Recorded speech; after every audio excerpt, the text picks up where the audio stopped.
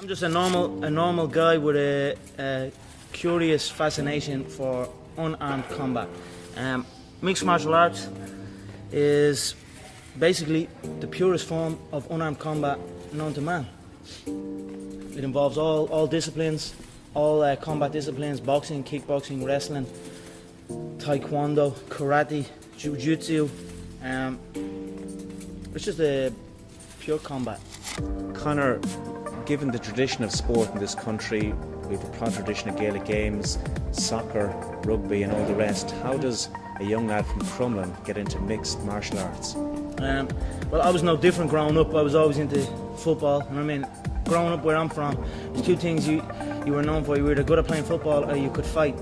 And I was no different. Fighting was always something I was interested in.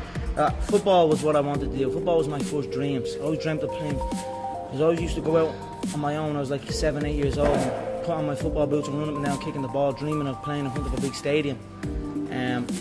But just growing up then, I realised that I needed to be able to defend myself. Certain situations, I just wanted to be able to defend myself, and it led me to combat sport and studying different ways the human body moves. And I was like nearly a mixed martial artist without even knowing I was. You know what I mean?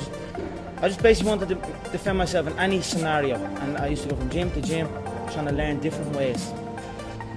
When did you realise, at what age, that this was something you could carve out a career from? Well, I moved from Crumlin when I was 16, 17, and I was doing it. I was still playing football at that time. I was doing MMA, and I was doing boxing, I was doing this and that. But then I met a guy when I moved up to Lucan from Crumlin who was doing jiu-jitsu. Tom Egan, his name was. And I was doing some boxing at the time, some kickboxing. And around the same time we started seeing the UFC on TV. And we just, every day in school, we'd talk about it. He'd show me some jiu-jitsu stuff, we'd be mess fighting in the class. I'd be showing him some boxing, he'd show me some submission moves. Eventually then I used to go up and stay up in his house up in Kildare. Literally stayed there the whole weekend. He'd teach me how to grapple, he'd teach me some techniques, and I'd teach him some techniques. And basically we'd fight at the end of it. Two little 16-year-old kids out the back of his shed, the concrete floor. I would basically punch the head off each other, really. And then that was that, you know, and that was my first obsession with it, you know. And I thought, like, I still didn't think I could do it. I was just kind of still in my thoughts was self-defense. I just wanted to be able to defend myself in any situation. Then he met my coach John Cavanagh, my coach today, John Cavanagh, and found out that he had a proper gym. He also ran shows where you could actually compete properly. And that was it. The two of us went down and met John, and that was that. John showed us a different approach to combat sport, a different way of thinking, the professional way. You know what I mean? Even though we were in a little small shack, in a little hut, there was a professional approach to unarmed combat, and he introduced me to jiu-jitsu, which changed my whole approach and made me look at the finer details of combat. And then that was it. I was hooked. When I knew he had shows, I knew it was there. I knew I could get that ladder. You know, I knew I had something. I had a fascination with it, and even if it didn't, I couldn't shut it off. So I just rolled with it. Kept showing up every day. Got my ass whooped a couple of times. Whooped a couple of asses. Eventually, I became really good, and that's that.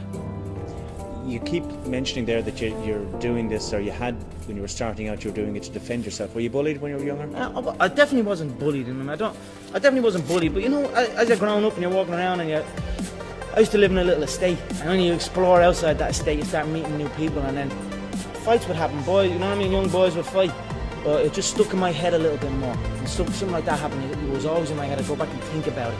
I think about what happened, what position happened, and just think about things. I wasn't necessarily bullied or nothing like that. You know what I mean? Have my friends grew up. It's just Crumlin's a tough area. You know what I mean? It's just the way it was growing up, but.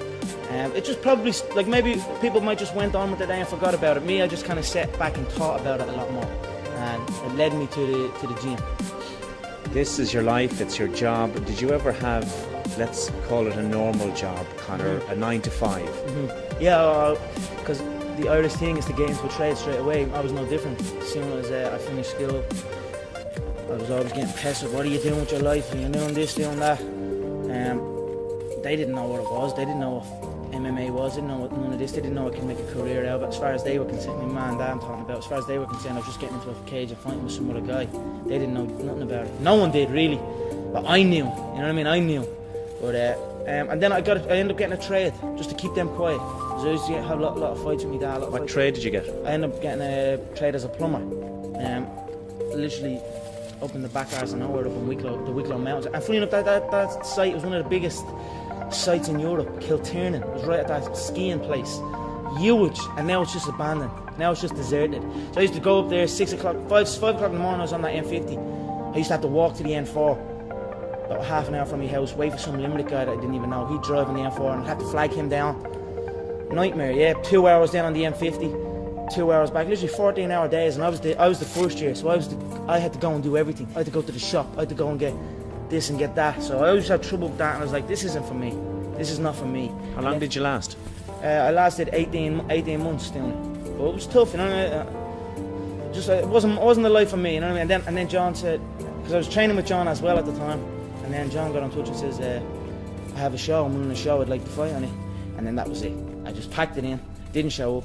My dad used to come in and punch the head on me and like try and drag me out of bed, and I just wouldn't go, you know what I mean? I had an uproar for a good few years with him over, but and that was it. I just packed it in, quit, and then focused on training. And I knew what was going to happen. I knew I was going to get here. They didn't. There was a lot of stressful years, you know what I mean? A lot of tough times, but I proved them wrong. I proved myself right. What makes you such a good fighter? I don't know, I'm just curious about it. It's never, I mean, it's in my head 24/7. There's nothing else I can think of. I don't think about nothing else. And that's it, I'm just curiously fascinated with it, and I can't stop thinking about it. Everything I do in my life is related to this. I don't do nothing else if it's not got to do with fighting. You know what I mean? And that is why, you know what I mean? To be true, all you've got to do is show up. Is that not unhealthy? I don't know. Do I look unhealthy? Take a look at this physique. I'm in phenomenal shape, in body and mind. To me, what's unhealthy is living an unhealthy life. To me, what's unhealthy is getting up and going through the same day every day of your life, 9 to 5, in an office or in a... You know what I mean? That's unhealthy. That beats your mind. I don't work. I love what I do, and that's why I'm doing what I love. You know what I mean? That's why it's become a career for me, because I love it. I love what I do. So I don't think it's unhealthy. I feel good in my mind. I mean, it's my life. What has the last 6-7 months been like for you, Conor? A lot different. You know, you get a lot more spotlight is on now. I'm no different. I don't do nothing any different. I still come to the gym. There's people trying to get me to do this and get me to do that. But I know that in order to be successful at this game, it needs to be 24/7. I need to be living in this gym. And that's since this new facility, SBG Concord, has opened up. The setup now is I come here at 1 and 2 o'clock in the day, and I'm here till 10 o'clock at night. There's no outside distraction. There's no nothing. It's been crazy. The spotlight is on. The Irish public are watching, but it's what we planned. It's what we prepared. I knew I was going to be the person to bring martial arts to the public eye, and now it's happening. You know what I mean? There's two things I've learned from these past 7 months. Number one is that hard work pays off, and number two is that dreams come true, and that's what's happening. Final one for you. I want to know what you want to achieve. Is it the fame? Is it to be champion? Is it the money? What do you want from this career? I don't care nothing about fame. Yeah? I don't care about fame. The gold belt is what I want. The 2 gold belts. I was a 2-weight world champion in the previous organisation. Now I'm on the big stage at the UFC. I want that featherweight belt and I want that lightweight belt. That's my goal. The money is going to come with that. Don't get me wrong. It's prize fighting. I'm after the money as well. But the money comes with the belt, and the belt is what I'm focused on. I don't care about fame.